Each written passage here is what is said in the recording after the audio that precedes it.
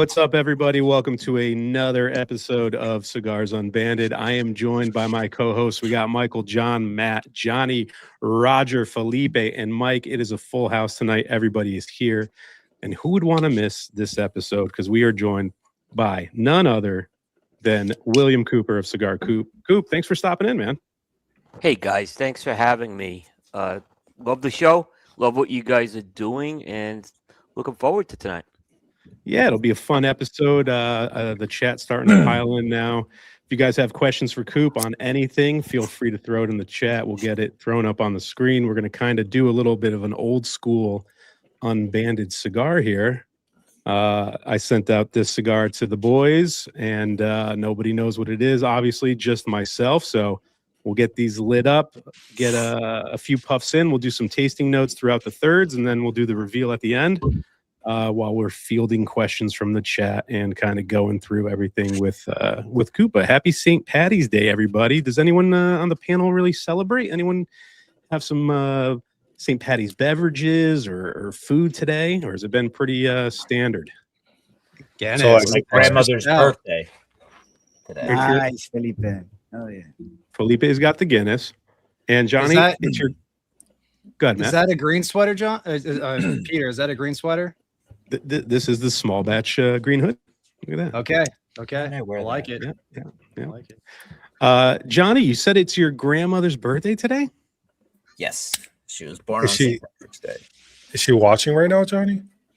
No, God, no. Is she alive? Come on. How old is she today?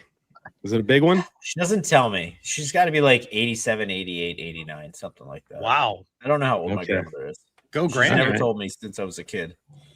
Very cool, man. Well, happy birthday to her. You guys went out to eat, or did you guys cook at home? Like, what was the dish? Nah, long story short, we were supposed to go out to eat somewhere local where most of the family is because she lives about an hour and a half away. But since it's St. Patty's Day, they couldn't make the reservations for like the large group of family that was here. And we just went to her place and made dinner there. So, all right. And I made it time. Coop, any Irish in you? I mean, you celebrate the holiday? No Irish in me, more Irish in spirit. I love corned beef and cabbage, and I didn't get any today. It's very hard to get corned beef and cabbage in Charlotte, North Carolina. So, so it's just hard to do it. But I grew up in New York. I grew up in a neighborhood that was half Irish and half Italian. So that was kind of a interesting situation, to say the least. Yeah. I can't do the corned beef, guys. I've tried multiple occasions. It's just it's not for me. I had a corned beef Reuben yesterday. It was delicious. Oh, they're amazing. Sandwich. I want to like it. I want to be a part of it. I just can't. I love it. It's the PPS kicking in, man. It's even affecting the corned beef. It's terrible. And the worst is I went to Kat's Deli today, and they're known for their Reubens and their Rachels, like they got the best stuff there. And I just I was like, can I get a turkey sandwich? And it's pretty good. It was What's it look like? Corned beef? It's just it's just salted beef. Weird. Yeah. That you then cook in like. You got to cook it in water in like its own juices. And then there's like a bunch of different seasonings on the outside of it. It's good. And the Irish didn't actually eat it. They couldn't afford it. They made it and shipped it to the British. Dang. Interesting. The more you know with cigar potatoes, the more you know. Yeah. Well, I'm thinking you don't hate Cooper. You don't hate Coop here because this is a good cigar so far. You gave us a good cigar to smoke with Coop. All right. Solid. Looks like Coop's he's taking some cold draws and lighting up. So we'll hit some notes on that soon. But what about beverages for St. Patty's Day, guys? Michael, any go-tos for you? I mean, I'm a beer guy, so I don't mind a green beer, to start off the night. I think that my favorite Irish whiskey is Redbreast. So I think that I'll be dipping into that here in a minute. And that's normally where I keep it, just beer and Irish whiskey. I keep it pretty basic. I do love Guinness too. What about you, John? Any whiskeys or scotches or anything on this day that you like? Earlier had some monkey shoulder. I'm trying to dabble in some Scotch. Not usually huge on the peatiness, you know. So I'm on my toes. I'll probably get some later. So Okay. And Felipe has the Guinness. The old Yeah, standby. man. I went to the liquor store like an hour before the show, and the drought version, which is the best possible version you can, get at a liquor store, it was all sold out. So, gotta have it from a bottle. So, okay. But let's Finnegans. Diet Y'all ever Coke. had Finnegans or Smithwicks? Definitely. Smithwick's. is great. Smithwick's. Yeah, No. that's a good one. Finnegans, I think it might be a St. Paul thing. That's good too. Kind of tastes like copper in a good way. I had a black and Okay. tan with the Oh, man. Smithwicks, and it was really good. Yeah, black tans are great. Hungry Tattoo Chat said pastrami is better than corned beef. I would agree with that. I would take that I'll give over him it. Yep. Yeah. Yeah, Pastrami is very good. it's very good. We're gonna touch on your food reviews too later on in the episode, Coop. So I gotta. Well, that's because everyone cares about them more than cigars. That's not good for the industry, buddy. I don't think that's a good well, sign. well, we could talk about that. I would disagree with that. It actually has changed a lot of things. Yeah. Okay. Okay. All right. Yeah. Yeah. We'll dive into that when we Yeah. get there. I think it's great. You got to branch out and maybe it brings some people in. That's what's happening. It's changed our Okay. whole audience in the Crossover. last year. Yeah, we've got to Yeah. change That's in the pretty audience. Mm. Yeah. Man. All right. We'll check that out. So initial thoughts. We got the cigar sparked up now. A couple puffs in here. We'll start with Johnny OCD at the bottom. Johnny, how's the cigar treating you? This cigar is very, very wood dominant right now for me. Lots of cedar through the nose, lots of oak on the palate, smidge of caramel sweetness on the palate, but very, very wood heavy. I feel like, I know I haven't said this in a long time, I feel like I smoked this before. This feels really familiar. I'm going to say this with 100% clarity. You have not I smoked have the it. cigar. Okay, cool. I'd be surprised if I don't know if anyone on the panel has had this. I mean, I know obviously you guys more than Coop, but I'd be surprised if anyone had this. I don't want to say a fairly new release, but it hasn't been out for too long. I haven't seen too many reviews on it, so we'll see. I'm not going to give any more. It's a good hint right there. It's a good hint. Keep it easy there, Matt. All right, how's the initial start for you, Matt? It's good. I agree with Johnny. It is wood dominant, like pretty oaky. Not too spicy though. I like that. It has some like vanilla cream caramel sweetness undertones that I like a lot too. It's a good start. I dig it. I have no clue what this is. No flipping clue. Yeah. I like that. This makes me, reminisce back to the old episodes when no one had a fucking idea what was in the packs, and I loved it. John, what about you, man? How's the cigar starting off? Starting off great. I was getting the same exact notes as Hound Dog and Johnny. I was getting some caramel sweetness, but I'm also getting some saltiness on this thing. I'm getting salt, especially if I kind of lick my lips. There's some salt to it. Getting some herbal spice on the palate as well. So it's almost reminding me of like a salted like cracker that you'd have on like a charcuterie board with some like herbs on it. There's that kind of note for me. And then through the retrohale, I feel like, and I just tasted this note in another cigar, but I feel like I'm getting a touch of like a grapefruit citrus. So it's interesting. Okay. Michael, how about you, man? I don't really have much to add. I think that everybody nailed it so far. Definitely wood dominant. I do get that Werther's original kind of on the finish that I love. The caramel is really nice. There on the retrohale too, the salinity and everything kind of picks up the more that I feel like you retrohale this. So I definitely get where John's getting like the salted cracker or something like that. It's almost like a brightness to it that is very unique. And I like it. Okay. Roger, how's it going? Yeah, I mean, mine's starting off good. I'm not getting like the heavy wood. I do get it a little bit, but I'm getting like, just like John, like a salty, but with the breadiness, like a salty breadiness.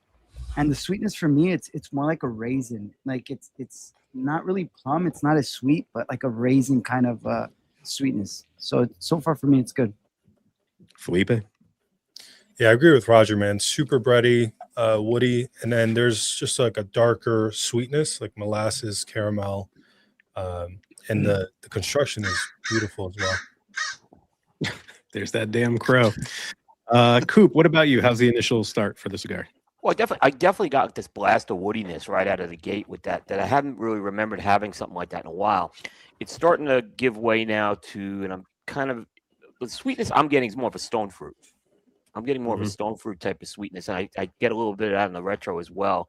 And then I was using, like, there's definitely a salty cracker, but almost like a peppercorn, maybe mixed in a little, but very mild peppercorn. But I wasn't getting the caramel. That I wasn't getting. Okay. Yeah. What about you, Mike? Kind of more aligned with Coop on that sweetness being a little bit more of a fruity sort of thing going on. I had more saltiness right at light up than I do right now, which I was really kind of digging. I'm hoping a little bit of that salinity hangs on because it's nice in a cigar if it's balanced with other things well. But otherwise, similar notes. That woodiness is definitely prominent, but it's not like, you know how oak sometimes can be like really, really aggressive. It seems to be balanced well with the other stuff in this right now. So see where it goes. Yeah, I got nothing to add really. I do see like that stone fruit is definitely there for me. It is salty. It is like very woody, very salty, and that peppercorn on the retro. It's sharp in the beginning, and then as you finish your retro, it kind of smoothens out and it doesn't assault your sinuses. So that's kind of nice. But it lets you know it's there for sure right at the beginning here. So I think it's a pretty good cigar right now, and we'll see how it develops. Okay. I'm not getting a long finish on this cigar. I'm getting a shorter finish, which I tend to lean towards also. So we'll see how that goes as well. That is nice, especially if the flavors are nice. You know what I mean? Right. The harsher cigars with a long finish is just it's like an onslaught. Exactly. Yeah. Yeah. The only thing I'm getting on the long finish here is just that kind of saltiness is kind of carrying over, and it makes me want to take a sip of my drink every once in a while. But it's not off. Good on Patty's Day. Yeah. Well, we're drinking. What do we have tonight? My pairing tonight is Fresca. We're keeping. Oh wow! Went all out. I am a Fresca fan. I do drink a lot of Fresca. I love it, man. Fresca is one of my favorites. Yeah. That and Coke Zero. That's my rotation for cigar reviews. I do Fresca and Diet Coke. Yeah, so I'm pretty close. Yeah. Good man. Yeah. Yeah. What about in reviews, Coop? Do you tend to just drink what you drink and that's it, or do you go to the water? Water, yeah. Water. I try to keep the palate as clean as possible. Yeah. I think the show is a representation of like going to a lounge and whatever you're drinking and smoking is kind of what we do here, Yeah, I would say review mode and lounge mode are two different modes. Yeah, absolutely. For sure. Yeah. Matt calls those megars anytime he has a cigar for himself, and it's kind of like you could just do what you want. Yeah. That's the way to do it. Yeah. Yep, exactly. We got some questions rolling in before I dip into my questions, and this was one of my questions. It's a little out of order, but we'll get into it. From X here, he said, "Coop, how do you balance being honest in reviews while maintaining your relationships with a tight knit industry?" I've learned very early on you're never going to make everybody happy, so just be honest, right? Don't try to hide the fact. I mean, be respectful. If a review's not good, don't be disrespectful to the person behind it. But I think Peter, you and I talked before the show, and you asked me, "Hey, do you have any problem if this, you want to stay away from sponsors?" And I said, "No," because if I can't be honest, and if they don't trust me in my honesty, then those relationships aren't relationships, right? So you have to just it's part of the territory. Yeah. And I always like to check with the guests too, because obviously you don't want to, cross any lines of, whatever agreements they have with whoever's working with them. So it's always nice to just be like, "Hey, should we stay away from anything? I'm going to send something out." And you were like, "Nah, I don't care. Any blowback I'll handle." I'll handle it. Yeah. I mean, I'll handle it. Like I said, the relationship should be built on trust. And they, and I always, when I build relationships, and then when sometimes they go to sponsorship, I'm always very clear. You're not going to be guaranteed I say something really good. So yeah. And you have to do it, and you're going to take some lumps sometimes about it. There's no way around. Yeah. I think on the show sometimes if we have a cigar we're not liking, we might joke around and be like, "This thing's terrible, this and that." We're just kind of shooting the breeze, but it's never like ill-willed. No one's ever like, "This cigar sucks." Like, we make jokes about it, but this is more of like a lounge atmosphere where we're not doing a full-blown proper review. So I get exactly. if everything's good, if everything's great, who gives a shit? Yeah. You know, it's like as a content creator, there has to be bad. As not there doesn't have to be as much bad, but there has to be a balance. And then, you know, it's a hard thing to do because you want to bring cigars to the forefront that you're interested in as a hobbyist and content creator, kind of intermingling the two. But at the same time, it's like, you know, my job is to bring the best cigars to people. That's like at the core of it. I want to show people what they should have, but also like part of that is showing the shit that they shouldn't step in. Yeah. You know, it's not intentional. It just works out naturally over time. The worst thing I could do to someone who's a reader of mine is say a cigar is good and it's not, or I didn't like it. That's the worst disservice I could do to anybody. Exactly. I'd rather them get mad at me saying, "Hey, you said this cigar stinks and it's really good." I'd rather them do that. You know, the opposite. Sure. Yes. Yeah. Exactly. A good outcome. Yeah. And I think people need to remember that it is subjective, right? There's cigars that I really like that other guys don't like, but sometimes there's a cigar that everyone doesn't like. And when people are like, "Hey man, that's a great cigar," it's like, whoa, all right. You got to look a little bit closer and be like, did someone send you this cigar? How'd you get this? And you can still, like Coup said, you can still be respectful and say, it's just not for me. That's like my go-to. It's just not for my palate. Like, you know, I'm sure there's people out there who like it. I'm sure there's people out there like the Sarzadas. I didn't like that cigar, but you know, I made sweet. I made it sweet. That cigar was, but it wasn't a bad cigar. It wasn't bad quality or anything like that. It's just not my palate. Exactly. It's just like Peter, you just had it. It's not for our palates. We're not the demographic. Yep. Yeah. You know? Yeah. I said if artificial sweeteners was a cigar, that would be it. Like it was just so much. It's a lot. It's a lot.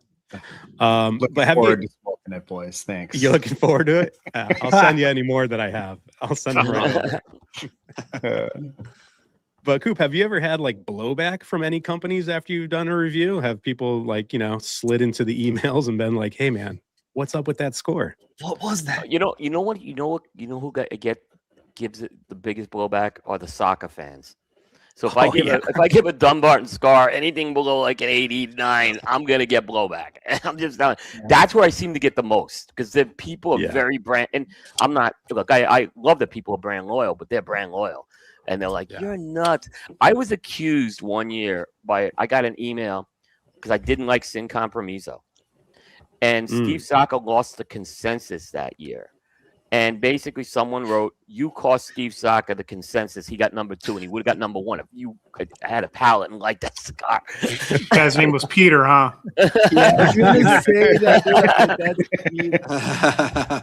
Listen, I am the president of the Saka fan club, but he has releases that I don't care for. And you're right. That Facebook group will tear you apart in the comment section. Goodness. Yeah. I still have the scars from it. I saw someone... Actually, was it Matt? Did you have the Emerald Fish? No. Oh, someone had an Emerald Fish box. Did someone hold up an Emerald? Michael. Oh, Michael. Love that cigar. I love that cigar. Yeah. I'm on my 3rd box of those already. Yeah. Yeah. That's pretty good.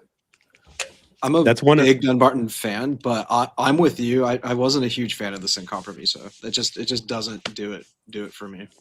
Yeah. It's just I gave it an 88 or something like that, and it wasn't like a terrible score, but boy, I got blowback. Yeah, that's not bad. That should have been 96. Like, yeah. I mean, anytime I give a Dunbarton a C or a D tier, people come for me in the comments because they know how much I love Steve's stuff, and it's you know, it is what it is.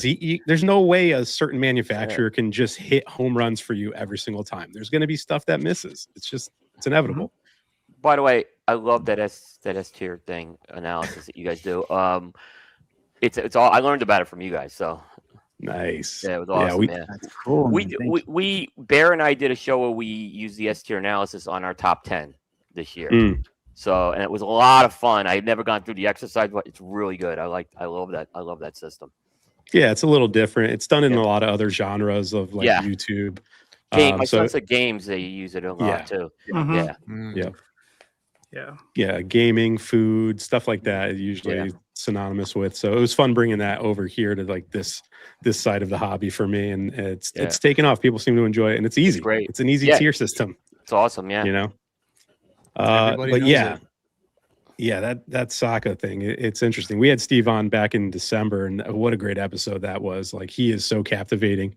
Like, we try to keep these episodes to like an hour and a half, and he was drinking that night. So we went about 2.5 hours. Yeah. It was a good time, though. I watched that one. It was very good. He was like, he dropped a lot of stuff on that show too that night. Yeah. I know. As the minutes kept going and the glasses kept pouring, it was getting better and better. Yeah, exactly.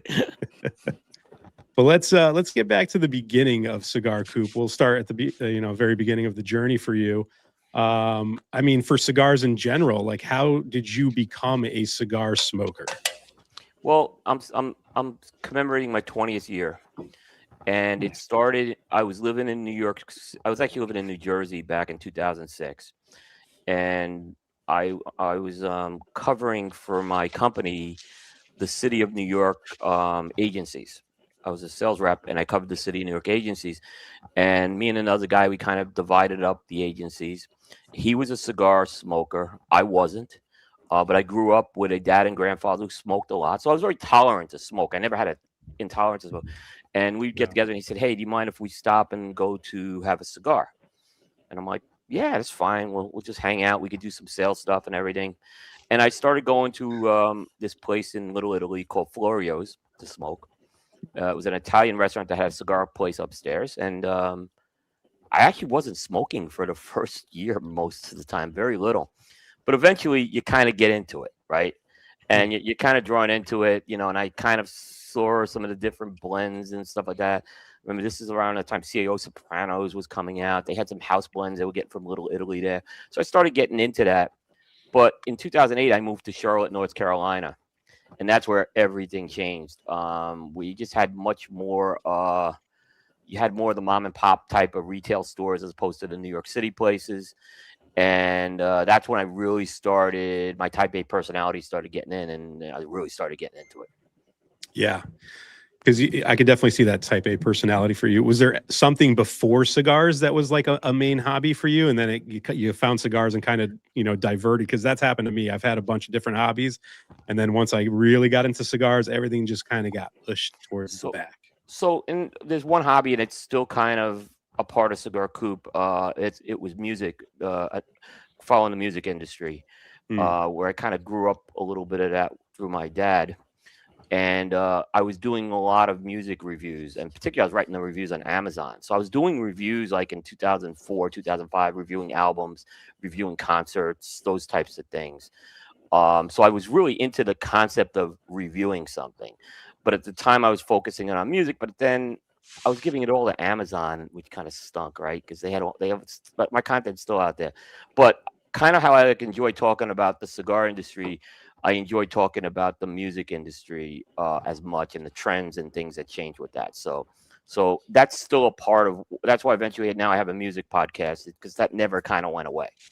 Right. Yeah, I noticed that still happens every once in a while. Yeah. Javi wants to chime in with what cigar got you hooked? Maybe at the beginning, was there a cigar that in those beginning days where you're like, oh, okay, this is pretty damn good? CAO Brasilia, without a doubt.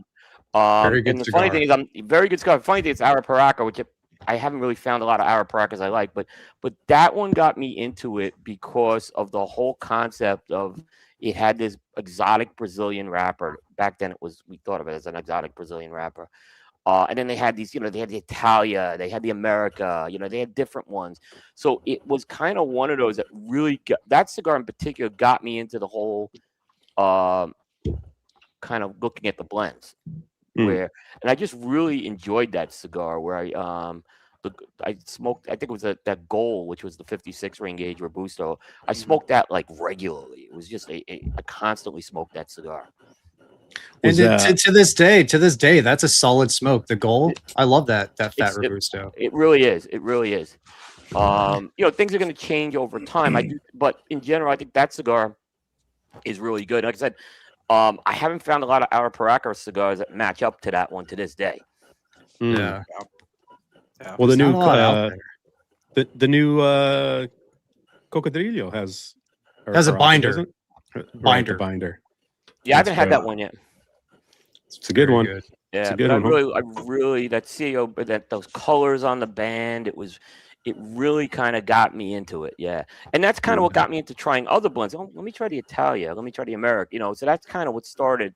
It kind of, and I started really smoking those right around the time I moved to Charlotte as well. I think the Brasilia is the best one out of that bunch. It's fantastic. Yeah. Do you remember the LX2 scoop? The CEO LX2? In fact, I remember it so much. That was the first cigar event I went to.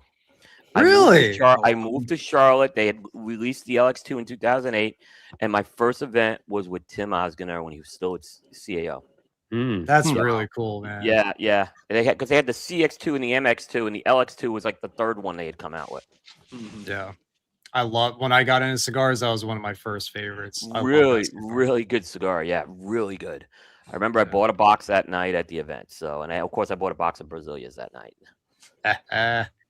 So since you were doing, music reviews, do you remember your first cigar review? Like when you transitioned and you were like, maybe I can start doing what I was doing with, albums and records. Maybe I could do that with cigars. Do you remember what that first review ever was? It was a review. I do remember the company. There was a guy who did these like Brooklyn Dodger cigars out in Long Island. He actually is the guy who owns La Serena, Danny Dickowitz. And it was called Old School Cigars was the name of it. And he had these cigars and they paid homage to the different Brooklyn Dodgers because he was a baseball guy. Gotcha. So that was, and it was a horrible, the review was terrible writing. The photography sucked. It was like really bad, right? But that was my first review. That's all of us, though, right? If we go back and we watch the first episodes of Unbanded, it's terrible. Or if we watch our individual channels and we're like, what did the reviews look like when we first started? Yeah. They're so awkward. It's painful, but you got to go through it. I my first review was like the Stillwell Holiday like 3 years ago. You're and freezing your ass off. I was freezing my ass off. I was doing it on my phone, and I had like fucking Christmas music in the background. It was so cringy. It was so bad. Yeah, it's awful. In fact, it was August 29th, 2010. It was called the Old School Duke. Duke was the name for Duke Snyder. There it is. And was that published on Coop? Like was that on Coop? On Coop. Okay. Yep. I didn't know if you were on forums before, like publishing. No, I went right to. So what happened to a Coop? The way Coop started is that whole Type A personality. I started building a relationship with a local retailer, and he was leaning on me for business advice, and obviously I was really getting into cigars. So he asked me in 2010 to go to IPCPR as a buyer, and so I went to the trade show as a buyer my first year, and I didn't have a website. But when I walked into that trade show, it was that, Cigar Disneyland kind of hit me. And I said, I got to write about these experiences. So I started writing about it. And like I said, terrible writing, terrible photography, but people were actually reading it. And the next thing is I was asked, hey, would you mind reviewing your cigar? And that's how it started. And I'm like, yeah, I don't mind, because I was doing the music reviews. So it was kind of an easy transition to do it. Yeah. And you just thought website's the way to go. Like, I'm going to do this on a consistent basis. Like, was there a vision for the website when you first started, or maybe like a personal journal that turned into something more? Yeah, it was a personal journal on that trade show, and it was going to end, right? But I was going to, it was easy at the time. I had a Blogspot site, right? So I didn't really need to invest in a website. And that's what happened. I said, I'm just going to have this out there for like eternity. But what happened was, then people started asking me to review some stuff, and the next thing I know, it started turning into a website, which was, like I said, it was never the plan, but it kind of just evolved like that. Yeah, I mean, it's interesting. Like, what did the review space look like when you started? Was it still just print media is king, or were people starting to transition to like the new form of media online? No, it was the age of what I call the damn bloggers. So that was that was the time where the bloggers were under the microscope at the trade show. It was like the worst time to become a blogger. You had the scarlet letter on your back, right? So it was very much everyone was trying to, because it was very easy to get a Blogspot site. It's even easy to some extent to stand up a WordPress site. So a lot of people were getting into it. But what happens with writing, and I love to write. Okay, I that's another thing why I was doing the music reviews, and I'm hoping to transition to writing as a career at some point outside of cigars. But what happened is people realize it's work. It's not. It is work, and writing is. Look, doing a podcast and what you guys do is very difficult too. It has its own set of challenges, but writing is a tough thing to do, and you have to. It just takes a lot of time to do it sometimes. So, I think a lot of people sometimes will do the quick video reviews because it can be a little more agile than writing about it. Now, I'm not saying it's easy; it's just more agile. You could do it. No, it's easy. You just slam them out. Well, we see it all the time because people always come on the scene, and it's like someone will come onto the scene, start doing reviews, and it's like, oh, cool, new guys doing reviews. But I think a lot of people get discouraged because it's a very niche audience, and we're not very friendly to all these companies that we kind of have to be on YouTube, Facebook, Instagram. Like we're kind of trying to play by their rules without getting canceled a lot of the times. So I think it also discourages a ton of people from starting because when you get started and you put all this time and effort, like you said, into writing or filming something and trying to make a product that's nice, it doesn't always catch fire. And then I think a lot of people are like, man, what's going on here? Like I'm not getting picked up, and then they just stop doing it. So it's definitely not easy. I think a lot of guys see the live stream we do and just assume it's easy to do. No. A lot of work behind the scenes that people don't realize is happening, and it just comes with the territory. If you want to succeed doing something, whether it is writing or doing reviews, you got to double down on it and just really go for it. Yeah, and SEO then changed everything a few years later, where SEO added this whole other layer of now what you have to do when you publish. Like back when I started, you didn't have to worry about SEO. There was not an SEO concept back then. Now that's changed. And in YouTube, we had to age gate everything what we were doing. I hated doing that. It cut our YouTube numbers to crap, but I had to make that call because we were just getting dinged way too many times. I hated doing that. Yeah. It feels like it's very challenging. Yeah. Feels like every few months there's like something new that gets put on our radar that either flags us or then we have to kind of go. They don't tell you what it is, by the way. So you have to what am I doing wrong? Am I doing something? Trial and error. Yeah. Right. That's what's frustrating is I think guys like us, we're willing to play by the rules. Tell us what the rules are and tell us when we're messing up, and they don't do that even. That's what's frustrating. Yeah. It's very frustrating. All right, we're first third in. I would say we're moving along here. Johnny's like towards the end. Quick smoker. He's about to nub it. That's why he goes first, because he'll by the time we do the tasting notes, he'll be in the final third. All right, Johnny, how's the first third progressing for you?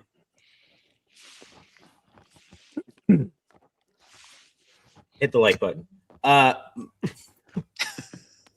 For me, the performance of the cigar is what I really appreciate. I had the wrapper was kind of cracking a little bit, but the thing's putting out plumes of smoke. It's still very wood dominant. I don't dislike the cigar at all. In fact, I kind of actually am enjoying this. There's a little bit of tangerine through the retrohale. Kind of getting that. Go figure. Smidge of like raisin as well, with a little bit of white pepper and some of that like antique funk. I'm really digging the retro. I know you said I've never smoked this cigar, but it still feels eerily reminiscent to something I've smoked not too long ago. I just can't put my finger on it. You've smoked the brand, I'll say that. And to piggyback off your tangerine, someone here is asking, Coop, have you ever tried a white monster as a pairing for your cigars? I have not. Be careful. Okay. it might Slippery be your slope. only pairing after the fact. Yeah. Because I have a very low alcohol tolerance. In fact, when I say I won't usually have a drink anytime I'm driving because I feel more impaired than the average person. So yeah. You mean caffeine, not alcohol? Yeah. Yeah. Okay. Yeah, or both. Actually, both. Yeah. Caffeine. That's why I'm drinking the decaf Diet Coke here. There you go. Gold can, baby. Okay. Yeah. Johnny's notorious for having white monsters with his reviews. So he tastes tangerine on everything. It's just a running joke at this point. It does make cigars taste pretty good, though, so he's not wrong. We have done it. We recently was all pretty good. found out. Yeah. What about you, Matt? How's the cigar shaking out? It's really bready right now. Like this is a good cigar. I think you like Coup because this is not a dog rocket. Getting like a Ritz cracker kind of bready note. There we getting Coup back. Yeah, I'll bring him in. Yeah, there he is. Caramel, a little bit of like an apricot sweetness, a little bit of baking spice, but right now the main feature of this cigar for me is that Ritz cracker, salted cracker kind of note. Okay. John, what about you? Yeah, it's very woody, very bready as well for me. It's like a toasted bread. I'm getting that toasted kind of cracker too. I'm still getting like herbal spice, like savory spice on the palate. Still a touch of caramel. I'm getting that like Honduran saltiness for me. I don't know if this has Honduran tobacco in it, but I am getting that kind of that Honduran sort of sense to this thing. Interesting. That's the kind of saltiness I'm getting. And then usually when I get wood and pepper, I think like Corojo, but this reminds me of maybe like a Habano that I've had before, but I don't think I've had this one. But anyways, yeah, I'll stop. But yeah, that's what I'm getting. It's an interesting cigar. Okay. All right. Michael, what about you? Well, I agree with everybody. The breadiness is definitely like the keynote for me. It's increased in both the strength and the body as well. So voluptuous smoke volume, nice bready notes as like at the forefront. There's like, I don't know if it's the herbal or if it's the floral, but one of the two is definitely present on the retro in abundance. And that's probably also another big difference diving into the second, third now. Okay. Roger? For me, it hasn't changed much. It's still, the only thing is I'm getting a tiny bit of pepper now through the retro, but the breadiness is still there. The saltiness is faded just a tiny bit. And now I'm getting like that stone fruit kind of sweetness like Coop had gotten earlier. But stayed pretty consistent for me. I'm liking it a lot so far. Felipe, any changes? Yeah, man, super bready. I think with the Guinness, like the bitterness is there, but even with that, it still has a sweetness element to it. And I like the you said like saltine cracker where you have that saltiness. It's nice. Coop, you good right now? Connection? Yeah, sorry about the problems I was having with the audio again, but yeah, I'm getting. You know what I'm getting though? I'm getting a creaminess off this cigar. It's almost like a creamy oak I'm getting off of this. I'm still getting that stone fruit. I'm still getting some of the breadiness. I'm picking up some of the saltiness that's coming out here. Yeah. Nice. I'm really curious what this is. A little more pepper now. That peppercorn I was talking about earlier, a little more of that through the retro. Yeah, it's nice though. It's not. It's nice. It's not aggressive. Beating you over the head. Yeah. Exactly. Yeah. Yeah. And I don't know if it's that saltiness that's kind of keeping it savory too. I don't know. It's got a really nice mixture of like every kind of flavor note. It's nice. What about you, Mike? Coop hit it with that creaminess. I'm getting that on the long finish. There's just a creamy mouthfeel to it. And then I think the only thing I've been picking up that nobody else has mentioned yet is there's like a little bit of a leatheriness to it. It's not real aggressive, but something about some of these flavor notes have a little bit of a leathery tone to it. And it's adding to the complexity of it. I'm digging it. Yeah, nothing to add there. If you guys have comments in the chat, please feel free to throw them out for Coop, and we'll get them on the screen. We'll get them read. I did see Sky had one here. Coop, what in your reviews? What in your view are the positives and negatives to blind reviews? Well, the positives are obviously you're not influenced by the brand. You're not influenced by the band.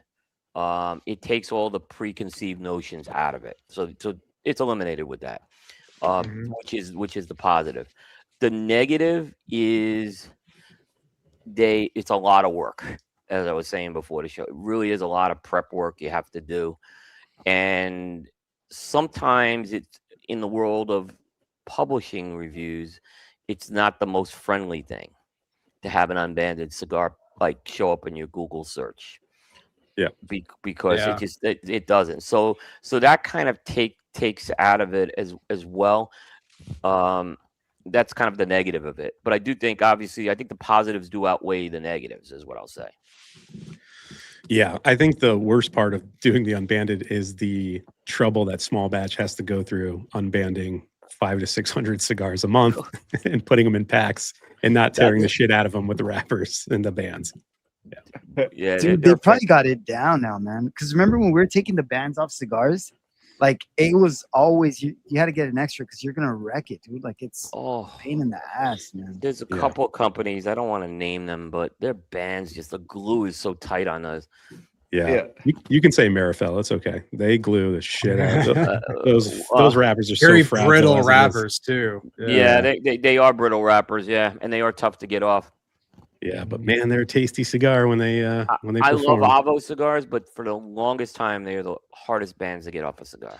This goes back to 16, 17 It years. never came off clean. It always looked just like ripped and just folded. Yeah. On that, luckily the wrapper leaves are typically pretty resilient, but Roma Craft, I don't know what they're gluing their bands together with, but those things are just, and they do they're double stuck bands. on. Yeah, band on band. They're cool though. I like that secondary band with like the embossing in it. Mhm. They do some pretty neat ones. Yeah, they do. We got some more questions in the chat. We'll hammer through here. Coop, in your decades of experience, what's been the biggest change in a positive one and a negative one that you have watched happened in the industry? It's a pretty loaded question there. That's a pretty loaded question. In the industry. I mean, we can narrow it down and be like, cigar media. What do you think a positive change in the cigar media has been, and then maybe a negative one? Because there was a lot of talk about cigar media earlier this year. Like, what is cigar media? What is cigar entertainment? With the new introduction of like all these influencers and these podcasts, like a lot of people don't like that side of cigar media, but I mean, it's part of it, whether you like it or not. I mean, this is kind of the next generation of consuming media.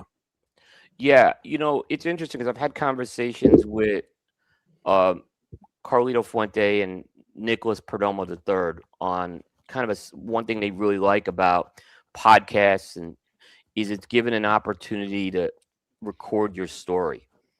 Where in particular, like Carlito, for example, said, I have no recorded interviews of my dad.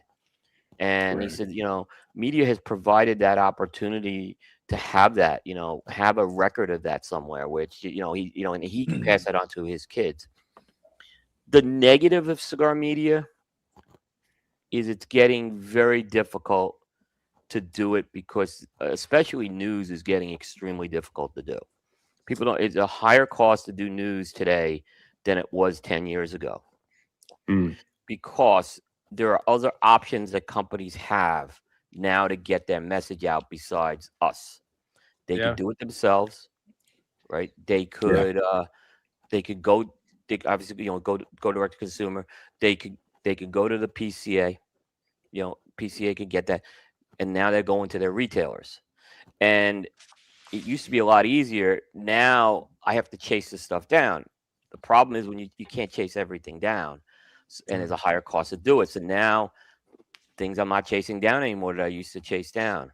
So that's kind of been the negative, and that's kind of why I've looked at other avenues in the last couple of years because I realized that this has been going on, that we just can't be dependent on news anymore with that. Reviews will always survive. Because if someone wants an opinion of the author of that review, I don't think that, but news has gotten very hard to do in the last year. It's not the same ROI we used to get. I think, even like for podcasts, we've seen a few podcasts, end production recently in the cigar space. And, it's not an easy thing to pull off. If you're a news-based one, I would say it's a lot harder. It's easier for us because we're just reviewing cigars. Right. And, there'll always be new cigars for us to smoke. There'll always be something for us to talk about. But yeah, to chase down stories, I think there's a lot of people that just want to be first to market too. And, the quality kind of goes down. A lot of people now just pirate information off of other sites too. And we have say to be it's very theirs. We have to be really careful of that. Like Half Wheel, they're good friends of mine, those guys, right? I have to respect them, right? And I don't want to be dovetailing them all the time. So if a company if they get to a company, if the company gets to them first, or if they get to the company first, I have to kind of respect that, and I don't want to be following these guys all the time. So I have to kind of look at other alternatives to get people to come to my site, Right. and they have a lot more resources than I do. They do it full time. I'm not doing it full time. So we do the best we can on that. But yeah, it is tough to do that. Well, that's the thing I don't think a lot of people realize is, most of the content creators here and other ones that you watch, this is just a hobby. Like, no one's really getting paid to do this stuff. You know what I mean? It's not, we all got families, we all got careers, and then throw this on top of it and, try to get it all out, at a consistent basis where people actually want to, listen to what you're saying and reviewing and see what you're talking about. It's not easy. And No, for it's you not. you're one of the bigger news outlets too, and for you to be saying it's not my full-time job, for you to manage that's got to be a nightmare too. Just thinking about how much it's very hard. I mean, we have a team, but everyone on the team has a specialized skill. Mine just happens to be the news piece. So I don't know if I want 3 or 4 people chasing down the news stuff at this point, because again, there's a lot of options people have to get this stuff. So that's kind of what we have to do. And occasionally we're able to get some stuff first, and that always helps. Or occasionally we get more details on some stuff. But we don't want to, like I said, there's a lot. I mean, I see a podcast, all they do is they read someone else's news.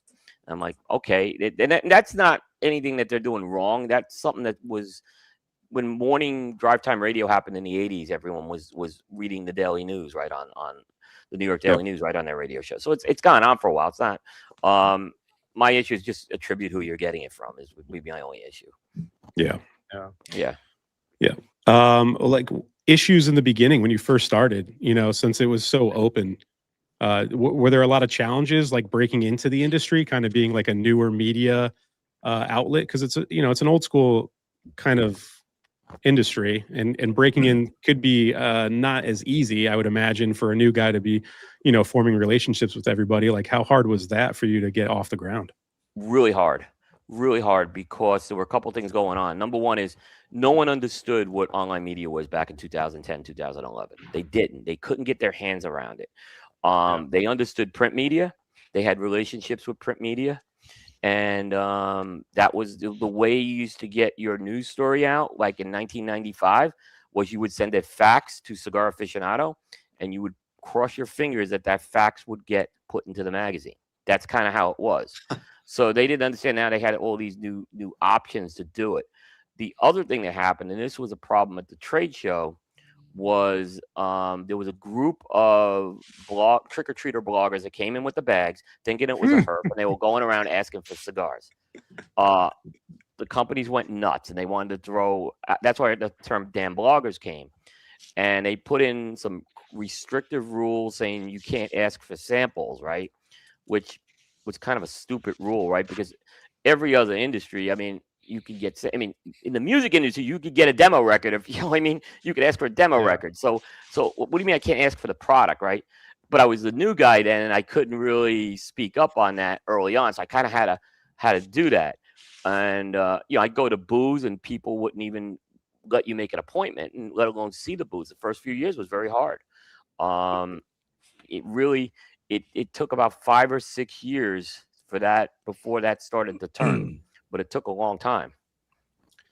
I think in a lot of ways, the industry still is like a little bit of a dinosaur in that way, because it feels like some companies are starting to figure it out. Like, oh, okay, these online, news sources, entertainment groups, podcasts is a really good way to connect with the next consumer, right? Like my dad still smokes, but he's in his 80s. Like eventually, the demographic is going to get younger and younger. And if you aren't figuring out like how to make that transition into the younger audience, then it's not good for the industry.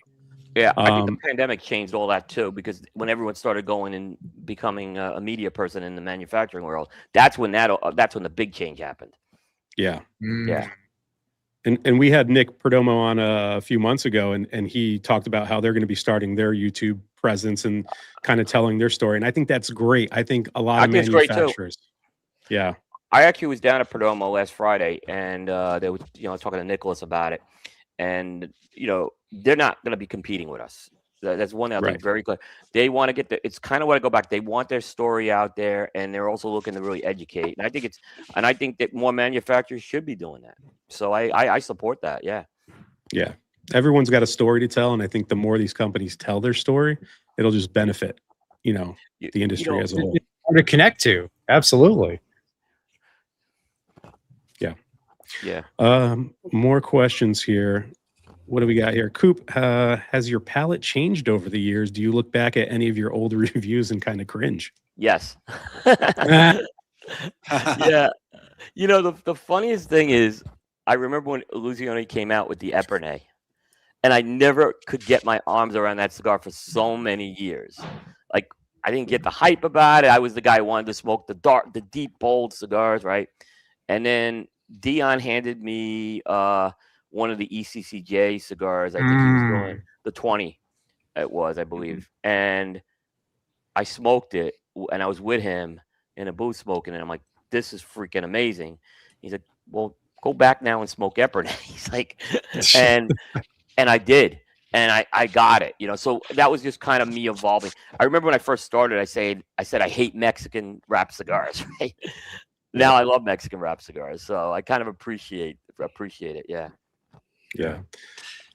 Is there a particular blend, like flavor profile, where if you start smoking it and you get like 3 or 4 of these notes, like what is your optimal? Just you're going to give this a 95 if you get that kind of a note on it. Definitely a very well balanced cigar, but if it's got that cocoa coffee note, with a little bit of sweetness, but not a syrupy type of sweetness, that's where it's really gonna get me. So like a good broadleaf cigar will really it will grab me, and that's something where it's gonna get very high score. Okay. And you've probably been like that for the whole time, because you were talking about the Brasilia. So has that just like maintained throughout the entirety of your smoking? Yeah, I was kind of thinking if I ever did a cigar of the year like before 2010, that Brasilia would have got it. I mean, it really would have. Yeah, and the gold, especially that 5x56 they did. Yeah. Yeah, piggybacking off of like the new social media and all the new shows, you're on a ton of shows, man. You're on like KMA Radio. I've seen you on Smoking Tobacco, Cigar Dojo. I mean, it's a lot of fun to do those shows. That's just based off of the relationship that you've made with those guys throughout the years, because those are a lot of the guys who started on early and it kind of like withstood the test of time. Yeah, no, it's true. I have cut back. People don't really have cut the schedule back a bit. But I've had long relationships with KMA. Matt's a kind of a guy. He's a newer guy. We've become friends. So, and of course we have our shows as well. I think it's kind of good how different media outlets, and you guys are a great example of it, can kind of collaborate together as well. There's strength in numbers. We can all learn from each other. And I think it's a beautiful thing to see this happen. What other media space do we see this happening? We don't. Right. They don't. The only other one I've talked to a few people in the fashion industry who've done media. They do a little bit of what we do. There's actually a lot of parallels to the fashion industry, believe it or not, to what we do, especially when it comes to sample. They get beat up over samples like we do. So. Well, it's an easy tool, right? The cigar is kind of like, you get a cigar and conversation just flows. So when you're in an industry that the product itself unites everybody, I think that helps a ton. Yeah, it does. It does. And I like I said, every one of you guys bring a different point of view to your media brand. So it's kind of a really, it's a beautiful thing to see like everyone kind of come together on something like this. Yeah. And it's fun. Plus, it's a very misunderstood thing. Like to the base person in society, cigars are very, very misunderstood, in my opinion. They are. Like to have people to not just commiserate with, but also just game plan with. Like, say when shit hits the fan with YouTube and people are getting age restrictions and strikes and stuff like that, you can kind of mind meld and be like, what's happening here? Like, just asking for advice. Like, Cigars Daily Tim, he helped me when I was going through shit, and he essentially saved my channel. Like, he told me something like, I can't quantify because YouTube doesn't fucking tell us, but I think you're doing this. And he was right. So like Yeah. that, just being in an industry where from the outside it is very just attacked, and having that camaraderie come out of it, that's a great thing. Yeah, It's also I agree. sorry to butt in, but I mean it's also very like discretionary, right? Because with fashion, like you still need to have shoes and a shirt. Yeah, You might not need to have Nikes or Jordans, and you might not need to wear chromed hearts glasses or wear Balenciaga or something like that. But you know, like at a certain point, we all look at our closet and go, or we all go to a store and we're like, oh yeah, that shirt's nice. I want to pick that up. And it doesn't matter like if it's, you know, a Goonie shirt from Target, but like, you know, you like certain things and you kind of collect them or get into them. Yeah, So- exactly. But they're accused like we are. Like we get in it for the free cigars, and they get in it for the free clothes. And I tell everyone, look, if you're reviewing, and samples are part of what we do, and it's what you do with those samples and how you use them is really the end. If you're getting cigars from a manufacturer and you're never reviewing any of them, that's a problem. You know, you got to somehow show what you're doing with that. Realistically, if I spent the time I spend reviewing cigars and instead just did more carpentry, I could buy all those cigars I've gotten for free and more 10 times over. Like you're not just in it for the free cigars. Yeah. You know? Yeah. Yeah. The free cigars don't pay. It's a nice perk when you get them, but it definitely doesn't pay. And people need to be honest too. I think you got to be honest with your, the people watching you. Like if you're getting stuff for free, you should definitely disclose that and be like, hey, these got sent to me. Yeah, transparency goes a long way. You're technically supposed to do that. There's an FTC rule, technically Federal Trade. That technically, I think you're supposed to do that. But I've heard some people say that's not true. But I've always done. I heard that early on. I've always disclosed it. So every review, you'll see where it sourced from. Yeah. Yeah. All right. Let's check in on this cigar because I am almost through the second third, getting close to that final third. We'll touch on some notes here. Johnny, how's that cigar finishing off for you, bud? I mean, I am actually enjoying the cigar. I do think it's what do the kids say? I think it's like kind of basic, but it's good. It's just I don't think the kids say that at all, but okay. Is it basic? What's the word they say? I don't know, dude. I'm not a kid. Mid. It's mid. Mid is the new term. Mid. It's mid. Okay. But it's a good mid. Like I would smoke this cigar again, but it's very just wood. A little bit of like this funk, and I think John is right with the Sumatra because this has like not Sumatra, Honduran. This has like Honduran funk to it. It's a smooth funk, but I'm digging this cigar. So the only difference is I'm getting just a little bit more raisin at the tail end of the retrohale that I wasn't getting early on. But other than that, it's still very wood dominant. It's not bad. It's not a bad, very good. I'm digging it mid cigar. That's a quote from Johnny OCD. All right. Yeah. And I feel like I've smoked this before. Okay. I cannot shake. I know this. I just feel like it's something similar. Or you have, and I'm throwing you in for a loop here. We'll find out in a little bit. Matt, how's the cigar going? That was not a mid synopsis, Johnny. That was very good. I liked it. I saw somebody put 6.7. That's mid. But cigar's good. Like I'm getting still like the Ritz cracker, vanilla cream, oak. It hasn't really changed much from the first third, although I'm like into the final third at this point. I like it a lot. Like if like you tell me what this is and like it's within the realm of feasibility price wise, I'm definitely gonna get some more. Okay. I like to hear that. What do you think, John? The shirt quote needs to say it's mid ... but a good mid. That's the quote from tonight. So no, it's good. It's starting to trail off a little bit for me. So I'm still getting nice like toasted bready tones, the cracker, the herbal spice. The caramel's starting to drop off a bit. I'm still getting a lot of that, that mineral, like that saltiness. Might not be Honduran, but that's my guess because of that. Getting a touch of butter, just like a little touch of butter. And then but I'm getting a little bit of that kind of pencil shaving on it kind of note. It's just getting a little bit sharper and more bitter on the palate. But it's still, for the most part, it's enjoyable. All right. What do you got, Michael? Well, I think that I don't know if it was the red breast or if it was something else that I was drinking, but I certainly taste much more of the stone fruit now at the tail end of the second third that Coop was talking about at the beginning. So that I feel like has entered more in than the breadiness that I was getting at the beginning of the second third. So like just this really nice transition from light bready, slightly floral and herbal to like more plum, raisin, stone fruit, date, whatever that is. Okay. What do you got, Roger? It stayed pretty consistent for me, man. It's still, I'm getting still consistently the same thing from the beginning. The only thing is I'm getting like a touch of bitterness and then a little bit of floral has been added.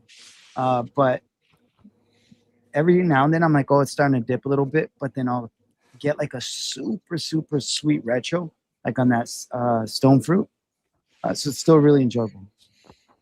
Felipe? Yeah, man, all the same notes. The only change here, it got more herbal for me, just floral. And then there's also like a peanut shell finish, a little bit of leather as well. That's about it. Coop, any changes for you? What Roger said is exactly what I'm getting. There's times where I think that sweetness is tailing off, and then it seems to want to ramp back up again. It's not totally going away. I'm getting that. I'm still getting the creaminess. It hasn't gone away, which is and I'm getting the herbalness now. It's started to emerge. I'm a little probably behind you guys because I'm probably just starting the second half. But I'm definitely getting some of that herbal stuff.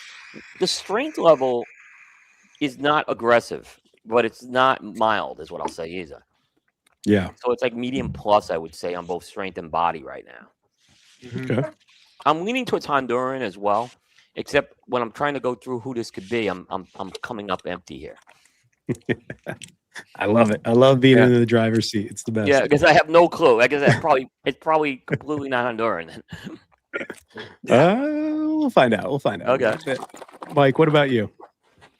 Only that like there was a nuttiness that was present throughout the whole cigar for me that I was thinking like peanut skins or something like that. It was kind of mild towards the end here when you guys are talking about like a little bit of bitterness. It's almost like it's like a toasted walnut or something. It's got like a not quite charred quality to it at the end here, but like a deeply toasted like walnut with a little bit of that kind of not quite astringency, but a little bit of a slight bitterness to it. But I'm still digging it. I'm still getting the fruitiness. I'm still getting that herbal thing going on. It's pretty good. Yeah. It's a good I got cigar. nothing to add. It's a good cigar. Yeah. Yeah, it's a very good cigar. I could see that walnut note kind of. I can too. Yeah. That makes popping sense. in. Still bready for me. Still salty. That peppercorn is still there. The sweetness, Roger nailed it. Like it's weird. Every once in a while, every like third puff, you get a ton of that sweetness, and then it just starts to go away, and you're like, oh no. I hope it doesn't go away completely, and then it comes right back into the fold. So, very nicely balanced cigar. Yeah. Yes, very true. There's a lot of pressure when you got to pick a cigar for a panel and a guest. Like you don't want to get it wrong. So I'm glad this one's turning out to be pretty good. But guys, in the chat, if you have questions for Coop, get them in now. We'll be wrapping up the episode in a little bit, but a couple more things I want to touch on. So how do you think the industry is shaping up going into, the next generation? I talked about this not too long ago with a local B&M. A lot of these cigar blenders are getting up in age. I think we're going to see a lot of transitions and a lot of, big brands, the Fuentes, Perdomo, Padron, like the second generation's coming in, or the third or the fourth, depending on the company. How do you see that going? Because a lot of the storytelling is stuck with a lot of these older guys around these big brands. How do you see that shaking out with the next generation? Any concern there?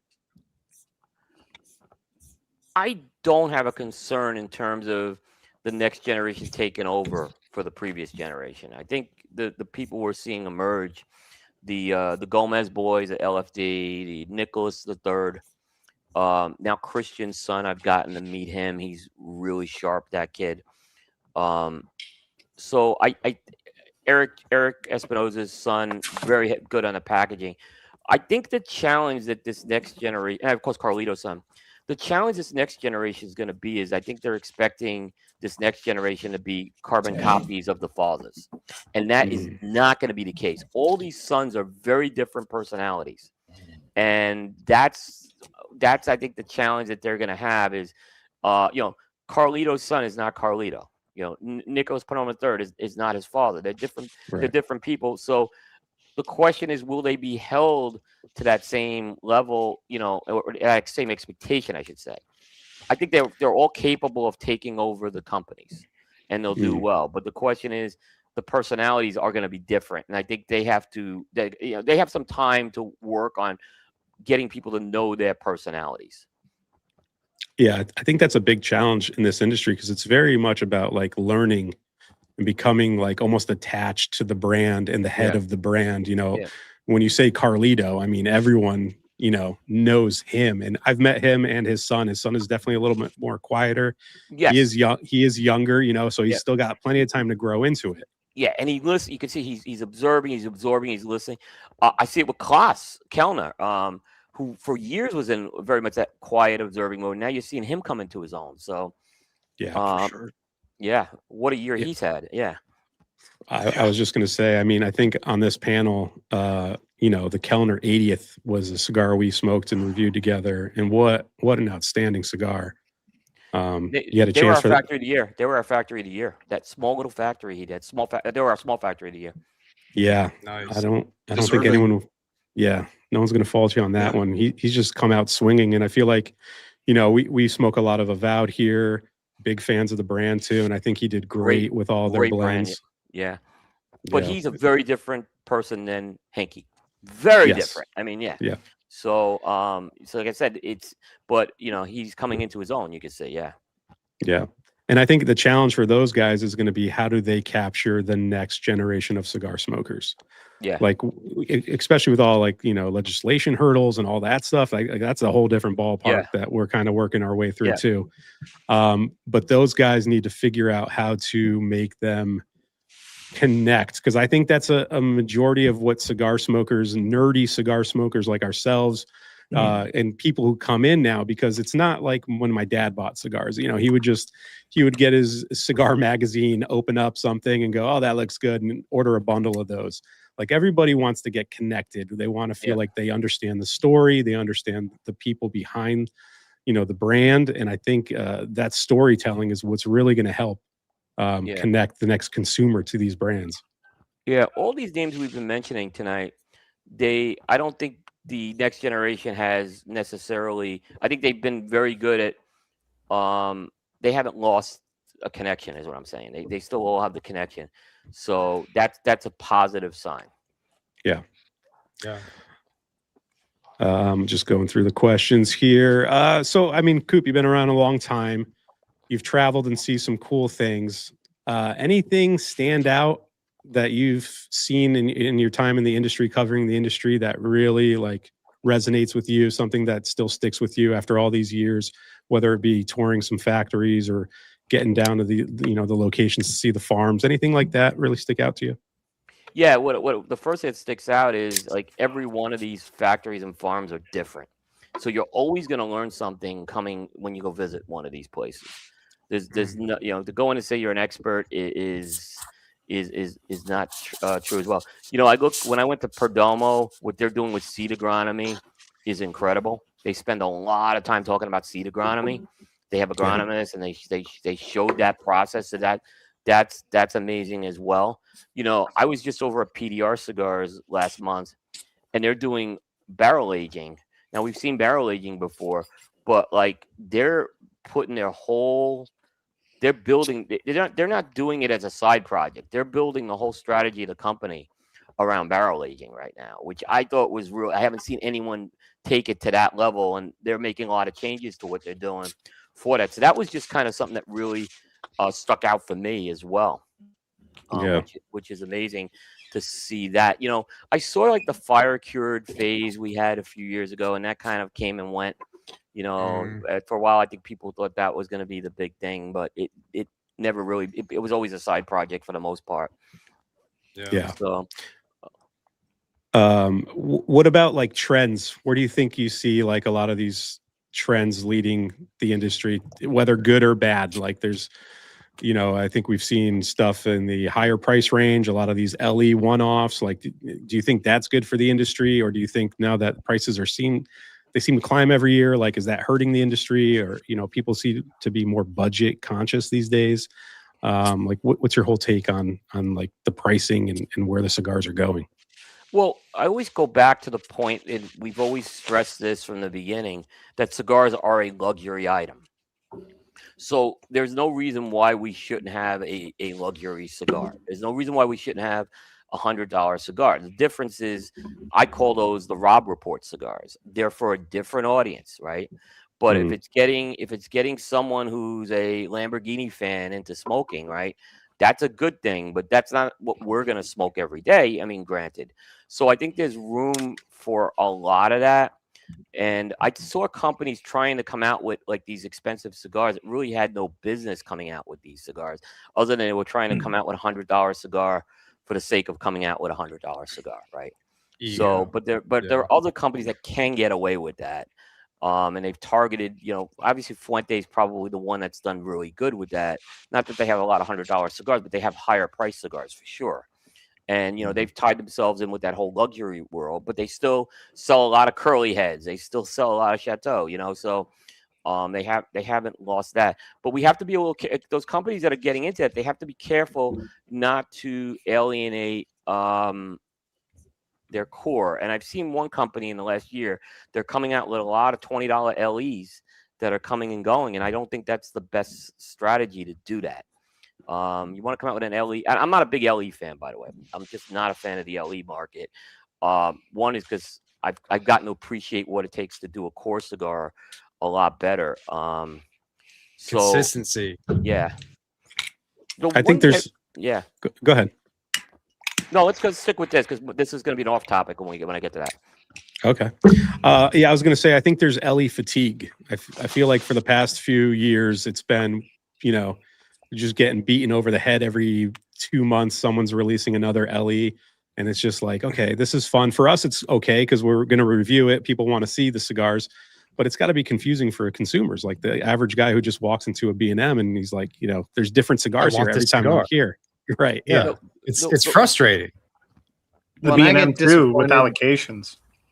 Right. Yeah. Yeah. When I get disappointed when I'm like, oh, an LE, and you think it's going to be something special, and then you're like, this is a pretty average cigar. Like, this is not worthy of its own. This is something they tried and went, That's what happened to the TAA series, in my opinion. It used to be the TAA cigars. You go back to 2007, 2008. They picked one company. The company put their best foot forward to make a great cigar for the TAA. And then Pete Johnson did it, right? And then he kind of exploded with that. And then everyone wanted to do a TAA cigar. But what were they doing? They were just coming up with something that they had in the factory, or a size they maybe were experimenting with, or an alternate blend or something like that. And it diluted that whole series. It's not as special as it was going back before 2010. That's for sure. So I think they really hurt themselves with that. I think the shop exclusive thing is completely ridiculous right now. I've kind of pulled out of covering most of that stuff, and because not that they're bad cigars, but the good ones get mixed in with some bad ones is the problem, and everyone's doing it for the sake of doing it right now. When I started back in 2010, before that, when you got a shop exclusive, you kind of earned a stripe to get that. Now, if someone can write a check, they can get it. You know what I'm saying? Mhm. Yeah. There's a lot of that going on for sure. Yeah. Let's touch on the cigar, because I mean, I don't know where you gentlemen are on this thing, but it feels like we're getting close to final third. Johnny's pretty much done already. He's wiping his hands clean of it. Yeah. So I mean, Carpy, keep track of this, because we'll tier. Everyone will just tier their cigar, and we'll see where it averages it out. And then I'll do the reveal. We'll touch on a few more questions, and we'll get out of here. But OCD, how did this cigar finish out for you? How's the final third? I mean, like I said, I really enjoyed the cigar, though I think it was just kind of like basic. It's a good basic. Like, I would smoke this cigar again, given a reasonable price point. Okay. It is a reasonable price point. I'll put that out there. Yeah. Okay. Matt, how's the cigar finishing out? It's doing the final third dip. It's just more getting oaky, and it's kind of charred at the moment. Still getting the sweetness though as an undertone, but it is doing the final third dip right now. Okay. What about you, John? This or not? Oh yeah. Johnny, what would your tier be on it? We are ranking it. Yeah, we'll just rank it. Where I'm going to contradict myself. It's a B tier cigar, but given the price point, I would buy a box. But it's just B tier. I'll tell the price now so you can factor that into your tiering. It's about a $13, $14 cigar. It's B tier then. Yeah. Okay. Matt, what tier would you put this at? I'd give it an A for that. Hell yeah. Okay. All right. I'd definitely get these again. All right, John, final tasting notes and then tier it. Yeah, it kept dipping down for me, but it didn't finish bad. Just those sharper, more bitter tones. So, but still enjoyable. For me, it's a B tier, but I B tier is not a bad rating. Try it. I think it's worth trying. It's a good cigar. Yeah. Michael, what about you? The cigar was an A tier for me before the price point and Johnny shitting all over it. I didn't No, I'm shit on just it. All right. 8 tier for Michael. Roger, what do you got? You know what? A Johnny B is bad, right? Yeah, right? But he buy a box. Yeah. No, not just jokes. But it's for me, it's still pretty good. It did dip a little bit. I started getting the floral note kind of kicked up a little bit more, and the bitterness kicked up a little bit more. But it's a strong A for me, man. I really enjoyed it. What do you got, Felipe? Yeah, the final third, it got more, bitter for me. With the price point in mind, I'd give it an A.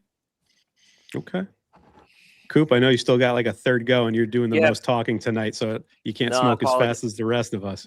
It's funny when we go into the final third, we joke about whether we get a crescendo of flavor, right? But the crescendo of flavor has passed. It's starting to dip, as you guys said. So I am getting more of that oak and that herbalness. But I'm not getting the bitterness yet. Maybe I'm a little behind you guys on that. So it's still something I am willing to smoke this continue. I'm not willing to put this down. Solid cigar. I feel like it's not necessarily my profile, but it's one that I would go back to. Because normally I don't like a lot of the woody notes. But this has been engaging enough for me. This is a B for me. Yeah, I think that's a really good score. Carpy, what about you, man? Even before you said it was $13, I like this. It's interesting. It's got enough like balancing flavor notes that I really enjoyed it. I'm giving it an A. Okay.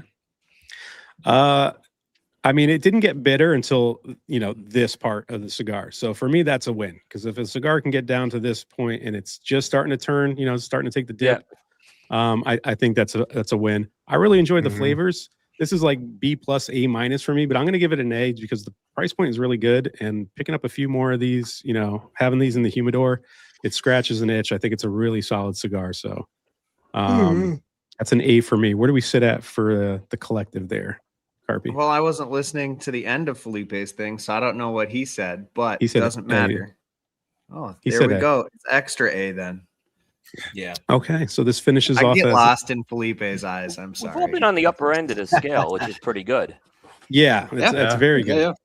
Yeah. We could break down the cigar a little bit now. It is $13, $14. You guys were not correct in the makeup at all. That's how that goes. Let's see. Let me pull it up here. For some reason, my window's jumping all over the place. We have an Ecuadorian Habano wrapper, Dominican binder, and the fillers are Dominican and Nicaraguan. I did say Habano earlier, so I got that part. Yeah, John did Sounds get like the an Habano. EPC. It sounds like an EPC cigar. I don't believe it's made at that factory. Okay, so it's not. So it's yep. Any other wild guesses out there now that you know the makeup a little bit? Wildfire. No, that's not a wildfire cigar. No. That was my guess. Crowned Heads LE or something I haven't had. No. It is an LE. It is an LE. Oh, shucks. What is it, Matt? And it's a newer LE. Newer LE. And I might as well do the I got reveal nothing. on cigarcoop.com. We smoked the Metropolitan 30th tonight. Oh, no. Wow. Great cigar, dude. It's a great I've been cigar. wanting to smoke that. ask and you shall receive. Yeah. There you go. Okay. Yeah, I was racking my I brain on. have not smoked this yet, so Yeah, it's fairly new, so I didn't think anyone would really have a chance to get it yet. I grabbed my box maybe a few weeks ago when it came out, and I was trying to think. I'm like, what should I send these guys? And I was like, oh, I looked over at the box and I was like, no one smoked this yet. Let's send it out. And I haven't even procured it yet. I've been wanting to do that. there you go. Is this quesada? This is quesada. Nice. Yep. Good for Yeah, them. I would have never guessed that. Oh, it's Yeah. great. Solid, dude. I thought they did a nice Weird. job with the presentation with that cigar too. The wrapper's Gorgeous. really beautiful on this thing. Yeah. It Yeah, burned like perfect.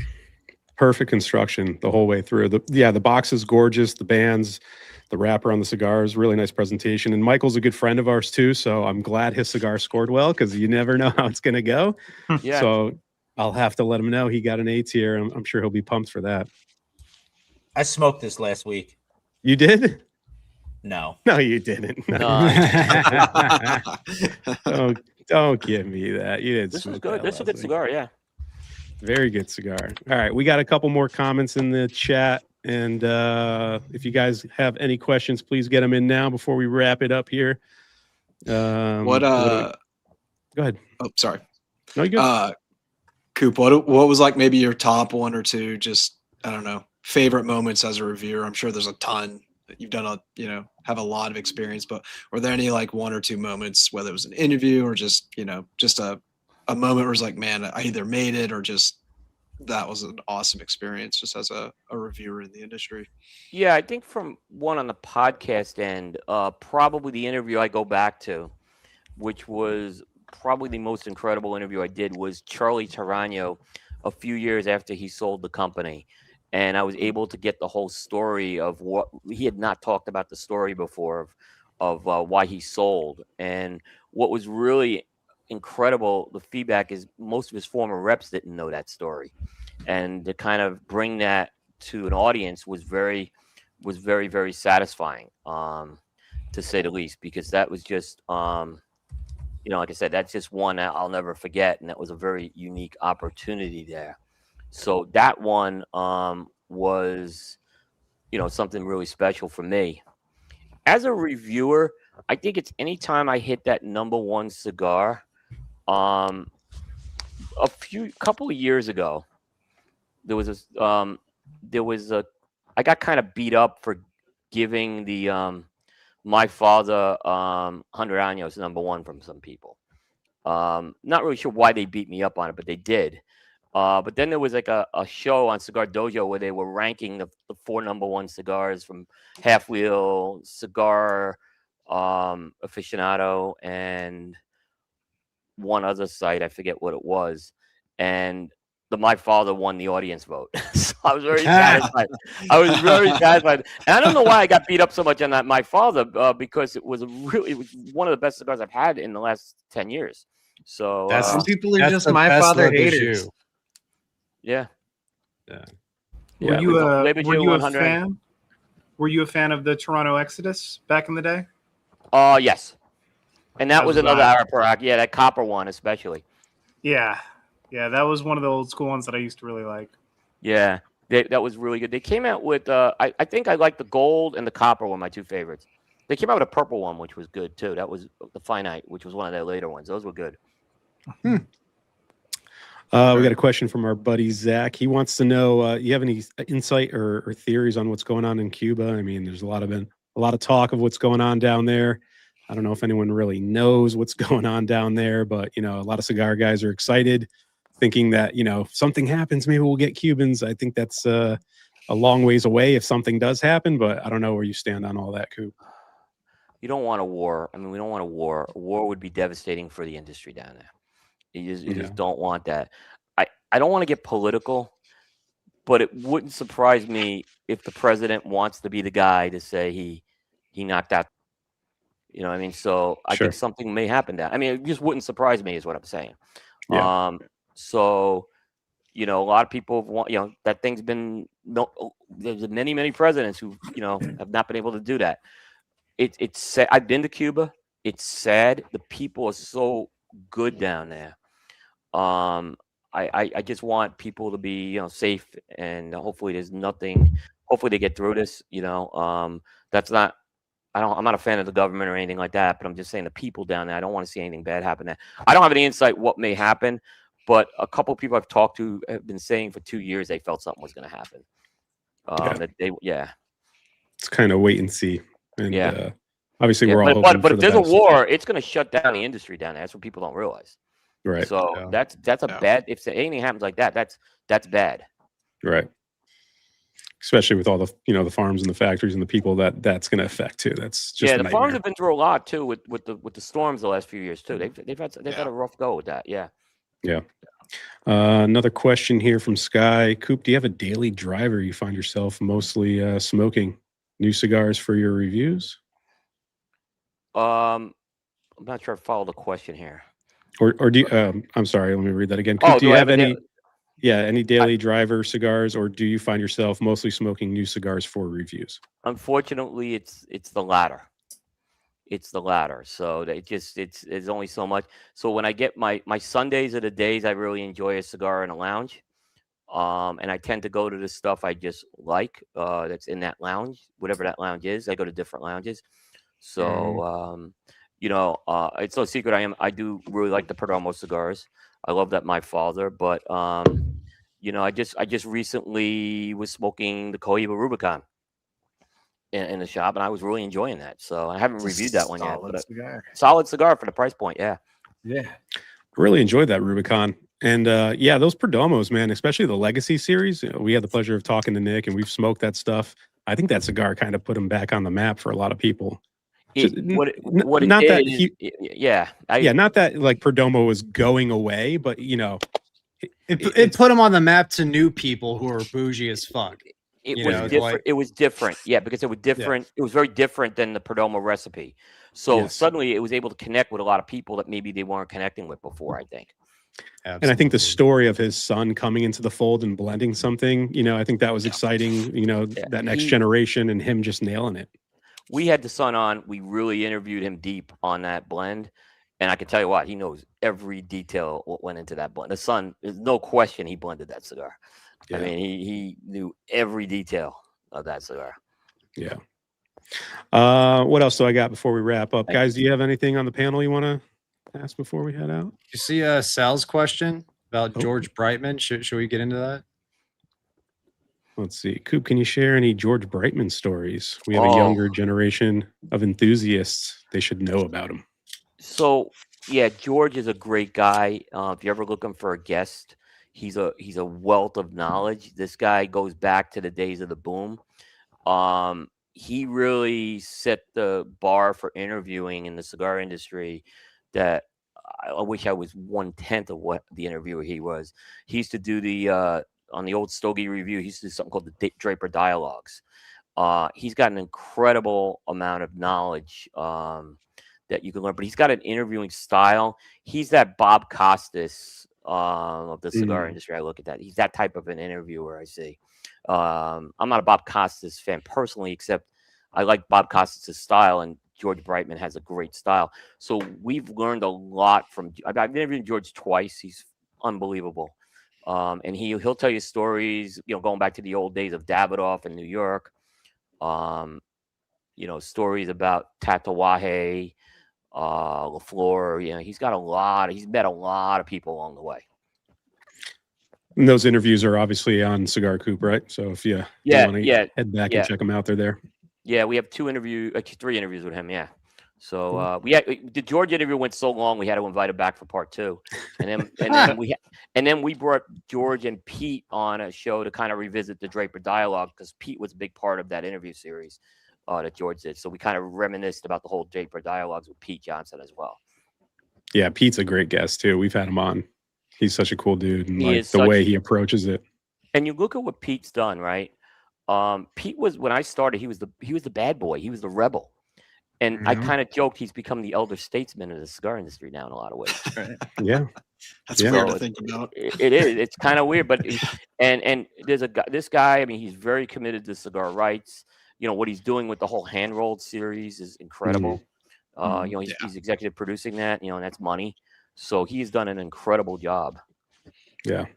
Hats off to him on that. Absolutely. But we talked about it a little bit at the beginning, but Cigar Coop reviews are going to be there. The news is going to be there, but we have noticed the food reviews. How did this get started? So there's only one a week. Okay, it's on Friday, right? So there's only one piece of content a week, but so I'm going to tell you what happened. I got fed up covering the TAA. They were so difficult to cover the TAA. I basically said, I'm done covering the TAA. I said, you know what? I need something to replace it. So I'm going to do a food review. And that's what happened. And I'm telling you, I get more people asking about the food review once a week than anything else, even though it's not the number one piece of content on Cigar Coop. I should say one food review went viral to incredible numbers. It was because it got picked up somewhere, but it's brought in new smokers.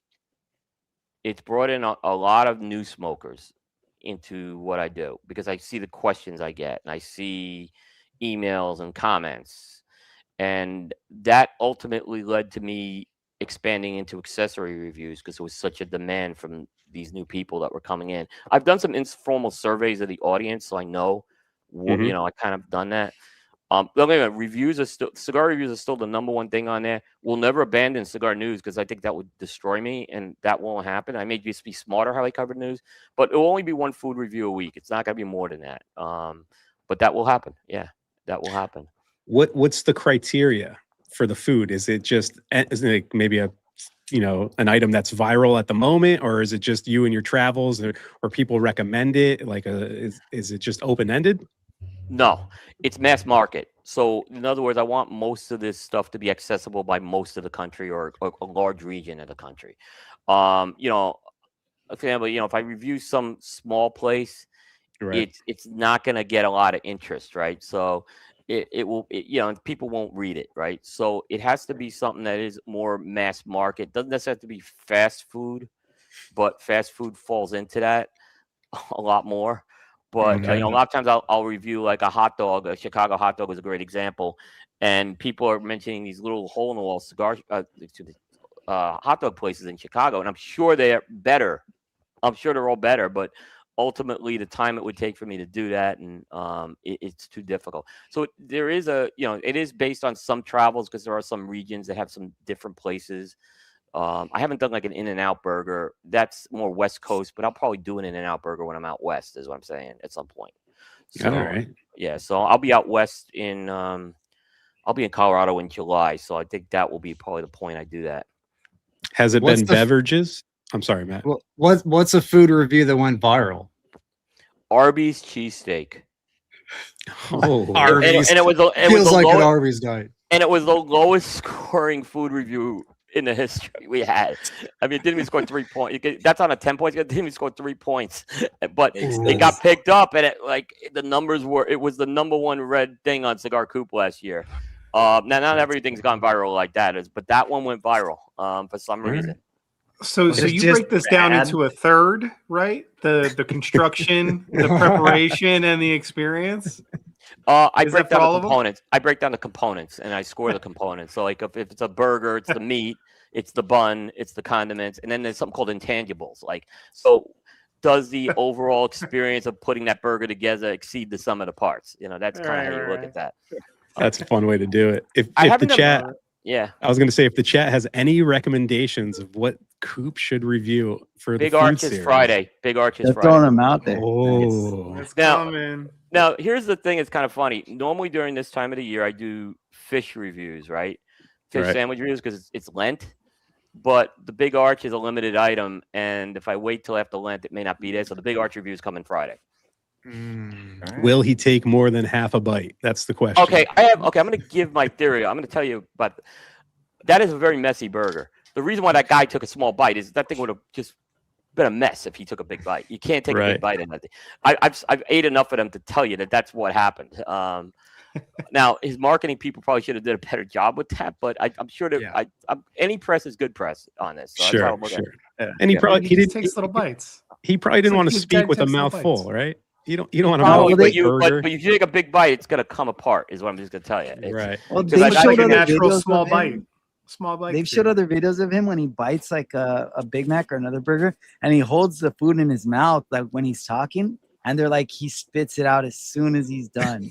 So who knows? Who knows? Yeah, I'm sure there's, like I said, probably, like I said, I'm sure his marketing people or whoever's directing those videos needs to talk with him. I agree. But the Big Arch, you cannot take a big bite of that. That's not a burger to take a big bite of. I'll tell you that. Is it just food, or have you done beverages as well? We have the Let's Get Pairing show. Those guys do the beverages on there. Okay. So, and we've done, it's mostly spirits, but we've done a soda show on there. So, Shamrock season, right? For McDonald's, they got to have that shakeout. We are going to do something with New Orleans food at PCA this year. So, there'll be one thing we'll do with that. Yeah. Nice. It'll probably be the muffaletta sandwich. Yeah. All right. Oh, yeah. Yep. All right, boys. Anyone in the panel have any other questions before we wrap this one up? What's the Cigar Coop that you've reviewed that got the worst score? Ooh, all these years. Oh, it was what was the name? It was that cigar that had it was made of stems. Oh, I think I've heard of that. Wasn't that it was a United? It was a United cigar. Oh, yeah. Yeah. I'm seeing if I have the name of it. It was sounds horrible. It was horrible. It was really horrible. It got like a El Talo. It's El Talo. Like it got like an 81. What was the goal behind that? Making a cigar out of stems? They actually wanted to show that they wanted to try to show that the stems had flavor.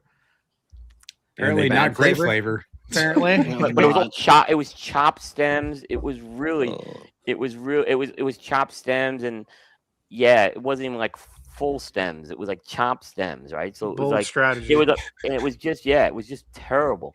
It had a lot of like Allure and Pennsylvania broadleaf in there, which is just I'm gonna message Oliver and be like, "Hey man, do you got any more of those cigars?" Oliver knows about the review too, and he is. The irony is he's still signed. He was they were a sponsor of us for a while, and it was after that review. So, that goes to show you, that you could give him. But it was bad. I'm sorry, Oliver. That was one of the worst cigars I ever had. You notice they haven't made it again. You notice they haven't. It was like a limited. They haven't made that thing again. Yeah, I saw Halfwheel gave it a 77. So yeah. Ooh, yeah. Well, on the flip side of that, Coop, what's the highest rated cigar on the website? 98. The La Aurora Cien Años Edición Especial. That was the Maduro version. Yeah, that was we do a cigar of the decade. That was the cigar of the decade for the 2010s. Wow, nice. Yeah, that was. I don't have a lot of scores in recent years above 92, 93, because I changed a lot of things with scoring over the years. The idea is a 90 should be a standard of excellence. Mm-hmm. So not a consolation score. And I saw too many sites giving 90s consolation scores. So I made a change about 5 or 6 years ago with that. You do like a value and then a score, correct? Right. So the value is what's the buying power of that. Recently, I added some things in for the expensive cigars, which is a splurge or don't splurge. So because you're not going to recommend that someone buy a box of if it's $100 cigar, you just can't. Either you splurge on it or you don't splurge on it. So right. Yeah.